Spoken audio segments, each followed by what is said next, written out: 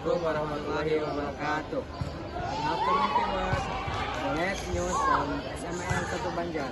It's me Regi and the interview and my colleagues. My name is Muhammad Rizky Fauji. Here we will interview teacher at SMAN 1 Banjar regarding aquaculture at school. Assalamualaikum warahmatullahi wabarakatuh. Ibu mohon maaf mengganggu waktunya. Saya perkenalkan, nama saya Regi Erliadi.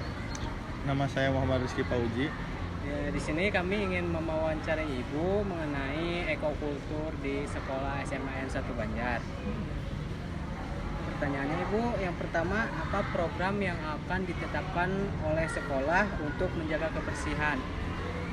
Kalau misalnya program itu kan memang sudah ada bagiannya ya dari Bu Fitria ya, SDL itu sendiri, dimana tiap kelas itu kita udah dibiasakan ya dari awal kesini juga, tiap kelas itu memiliki tanggung jawab masing-masing untuk membersihkan kelas kan dari awal masuk ya sampai ke pulang lagi gitu. Ya harus tetap bersih dari datang bersih, pulang juga bersih lagi, nah gitu. Kemudian beberapa memang kemarin ada program Adipura, kita kan memang ikut ya kan, itu memang beberapa program yang sudah biasa lah kita lakukan di sekolah. Selanjutnya Ibu, apa manfaat yang akan didapat dari menerapkan program lingkungan sekolah baik bagi siswa maupun lingkungan? Menurut kalau Ibu katakan saat siswa sudah bersih ya, menerapkan tiket misalnya, itu sudah memberikan suatu pembelajaran tanggung jawab ke diri sendiri. Ataupun Ibu suka katakan kalau misalnya dia suka kotor, jadi tanya di rumah apakah juga kotor gitu kan, senang kotor nggak ini kan gitu ya. Jadi dengan adanya kebersihan tersebut, jadi memiliki tanggung jawab untuk masing-masing siswa. Kalau dilihat manfaatnya pasti kalau ada tempat yang bersih bagaimana sih belajarnya? Nyaman ya kan, nyaman, enak gitu kan. Dan kalau masuk gitu beda ya, saat misalnya Ibu masuk ke kelas ada sampah aja depan mata siswa, nah siswa tuh tidak ada nyaman gitu, udah pandangan sudah tidak enak aja gitu. Itu manfaatnya sih, terutama tanggung jawab. Ya. Selanjutnya Ibu, bagaimana upaya supaya program yang sudah ditetapkan berjalan sesuai dengan rencana? Kalau supaya bisa, itu kata Ibu mah kesadaran masing-masing, kesadaran dari masing-masing siswa, kemudian pihak sekolah juga gitu kan, tidak hanya siswa sih, dari pihak guru juga, tenaga kependidikan gitu kan, saling kerjasama lah, jangan kita tidak juga menyalahkan siswa tapi ternyata di lingkungan guru berantakan gitu kan, ya enggak juga. Jadi sebenarnya itu adalah saling kesadaran masing-masing dan saling kerjasama guru dengan siswanya gitu kan. Misalnya kalau kelas 10 itu kan harus kata Ibu dituntun ya kan, dia harus ya baru-baru kan, belum terbiasa kan. Nah kalau kelas 11 12 kan udah mereka udah biasa untuk membersihkan kelas. Kalau kelas 10 kan biasanya memang kalau ada laporan pasti kelas 10 nguderet gitu kan, yang terkotor atau apa gitu. Jadi memang ada kerjasama, kesadaran dari pihak semua sekolah gitu, pihak sekolah. Segitu aja Bu, terima kasih atas waktunya. Assalamualaikum warahmatullahi wabarakatuh. Waalaikumsalam warahmatullahi wabarakatuh.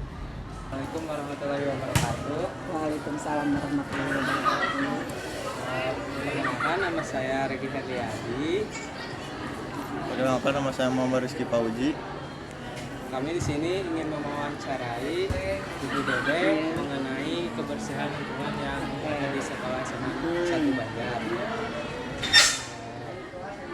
Apa alasan murid tidak mau melakukan kebersihan atau tidak mau memperhatikan kebersihan lingkungan? Sebelum dijawab, siapa namanya nih? Regi. Peduli nggak terhadap kebersihan yang ada di sekolah? Kalau saya sih sedikit bisa. Ya sedikit perhatian. Misalkan sekalian sebagai yang mewawancari Ibu tentang kebersihan itu, pertama peduli dulu ya, peduli dulu, nanti menindaklanjuti terhadap teman-teman yang tidak peduli. Nah dikembalikan terhadap diri masing-masing. Kalau misalnya kebiasaan hidupnya di rumah dia bisa bersih, peduli terhadap lingkungannya di rumahnya, insya Allah pasti dia peduli juga di lingkungan sekolah. Nah, kemudian yang kedua juga adanya interaksi antara siswa dengan guru, terutama di kelas dengan wali kelas. Kalian apalagi kan mantan wali kelasnya gitu. Iya.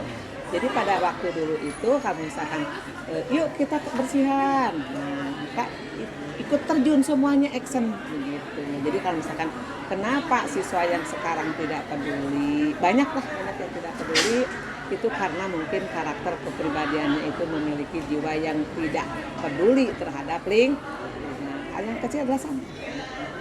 Itu mungkin nyambung ya. Ya, Bu. Apalagi? Lalu bagaimana menurut Ibu mengenai keadaan kebersihan yang ada di sekolah? Ya. Apa sudah bersih atau Oh, belum. Kalau misalkan dipresentasikan baru 75%. Contohnya pertama kelas 10.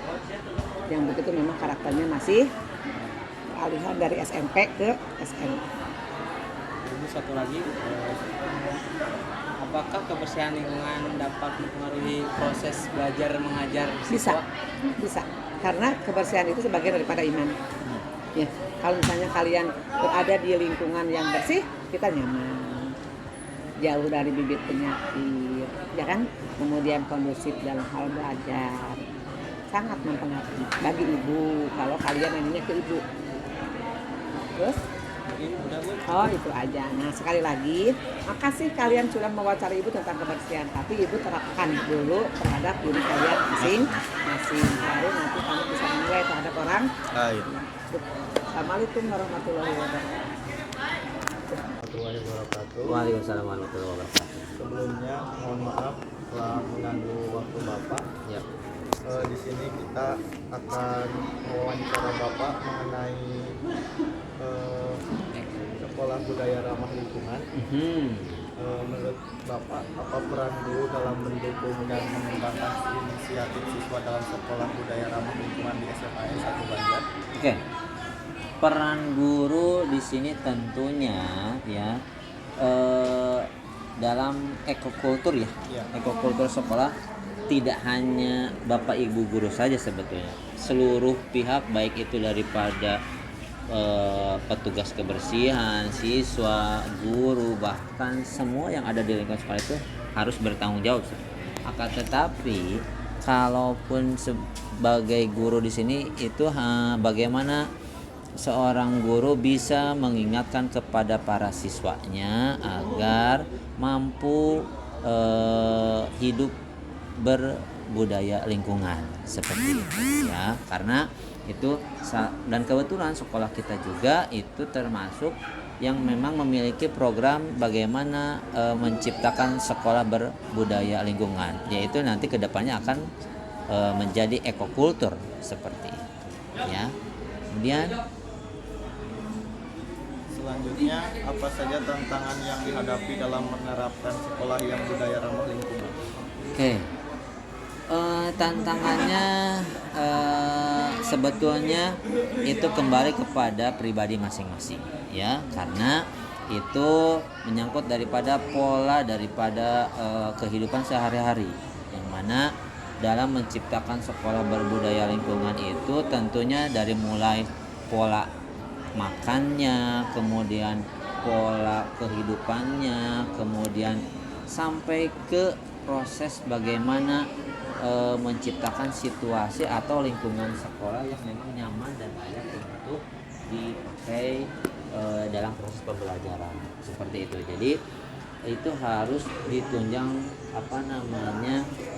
dari pribadi masing-masing, baik itu siswanya, baik itu gurunya juga, sehingga nanti tercipta semua di lingkungan sekolah ini sekolah yang memang mampu menjadi ekokultur yang mana itu bisa semuanya diciptakan seperti itu.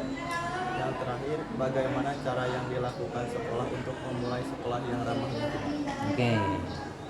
Salah satunya sangat banyak ya. Dari kemarin dari pemerintah tentunya sudah memberikan peraturan bagaimana kalian harus menggunakan peralatan makan dan minum yang dibawa dari rumah ya, gitu. Sehingga itu dalam penggunaan alat ya, terutama dalam makanan-makanan cepat saji itu tidak menjadikan sampah, penumpukan sampah. Itu pertama. Kedua, tentunya bagaimana kalian memilah dan memilih makanan-makanan yang sehat ya. Bagaimana caranya? Yaitu membawa dari rumah sendiri atau misalkan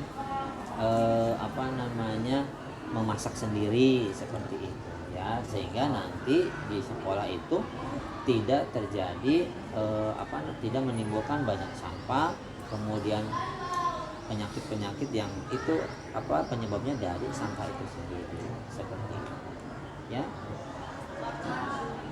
Terima kasih Pak telah menjawab semua pertanyaan.